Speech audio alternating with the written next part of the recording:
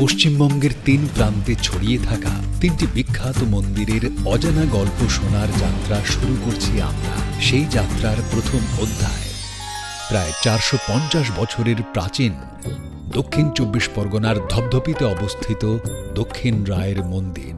নমস্কার, আমি বর্ণালী ছন্দগী। আমি এই মন্দিরের সঙ্গে 30 বছর জড়িত আছি এবং ট্রাস্টি বোর্ডের আমি একজন মেম্বার। এই মন্দিরের ইতিহাসের সাথে জড়িয়ে আছে লৌকিক বিশ্বাস।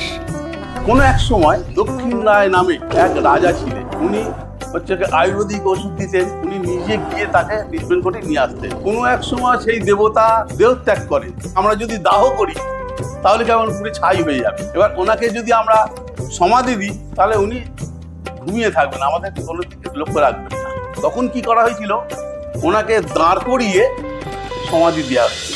বর্ণালী বিশ্বাস করেন বাবা দক্ষিণেশ্বরের সঙ্গে তাঁর সম্পর্ক আসলে জন্মের আগে থেকে।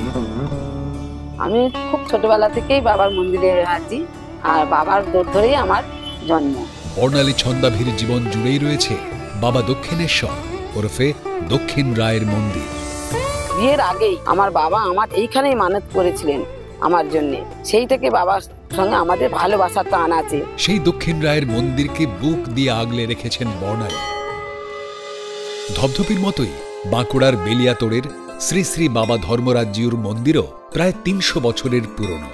এই মন্দিরও স্বপ্নে পাওয়া মন্দির। আমার নাম হচ্ছে মৌসুমী মুখার্জি। এটা হচ্ছে বেলেতোড় গ্রাম, মানে বউ হিসাবে আমি এই মন্দিরের সঙ্গে যুক্ত আছি।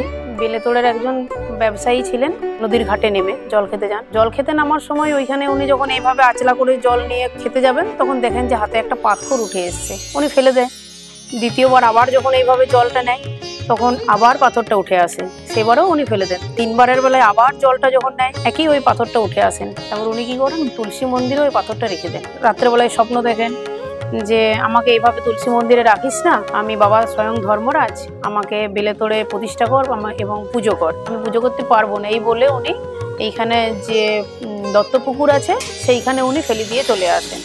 ঠাকুর আবার রাত্রেবেলায় বেলেতোড়ে রাজাকে স্বপ্ন দেয়, তুমি আমাকে পুজো করো। দাদামশাইয়ের নাম হচ্ছে স্বর্গীয় শশীভূষণ মুখার্জি। ওনাকে স্বপ্ন দেয় তোরাও গিয়ে ওইখানে পুজো করবি। আমাদেরকেও ওই গাজনের টাইমে আমাদেরকে আসতেই লাগে। আমাদের গাজন 13-14 দিন ধরে চলে, উল্টো রথের দিন থেকে শুরু হয়। এখানে একটা আমাদের জাত কলসি বলে একটা কলসি মানে বাবার কাছে সারা বছর থাকে। পূর্ণিমার দিনকে ওই জাত কলসি এখান থেকে আমাদের সিঁদুর তেল মাখিয়ে কোনো একজন ভক্তর মাথায় চাপিয়ে নিয়ে যায় পুকুরে এবং ওখানে ডুবিয়ে জাত কলসিটা বিসর্জন দেয়। আর একটা সদ্য জাত কলসি মানে নতুন একটা জাত কলসি ওই তার মাথায় আবার উঠে আসে। এবার আমরা শুনবো নাচিন্দার আরেক বিখ্যাত মন্দিরের গল্প। এই মন্দিরও প্রায় 100 বছরের পুরনো। উড়িষ্যা থেকে ওই কিছু পণ্ডা বামুন থাকেন না, তারা একদিন খুব ঝড় জলের রাত্রিতে ওইখানে ওখানে ওরা আশ্রয় নেয় ওই চালাঘরের কাছে। একজন বুড়ি মা এসে বলছিলেন তোদেরকে আমি রান্না করে খেতে দিচ্ছি, ওদেরকে খাওয়ালেন।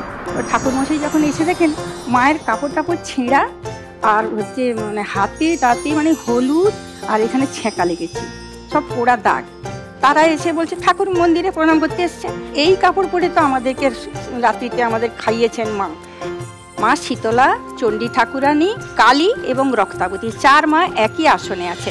এই মন্দিরগুলোর সঙ্গে জড়িয়ে থাকা আরো অজানা ইতিহাস আর রহস্য জানতে হলে দেখুন লাখ টাকার লক্ষ্মী লাভ সিজন 2 28শে নভেম্বর সন্ধ্যে 6টায় শুধুমাত্র সান বাংলায়।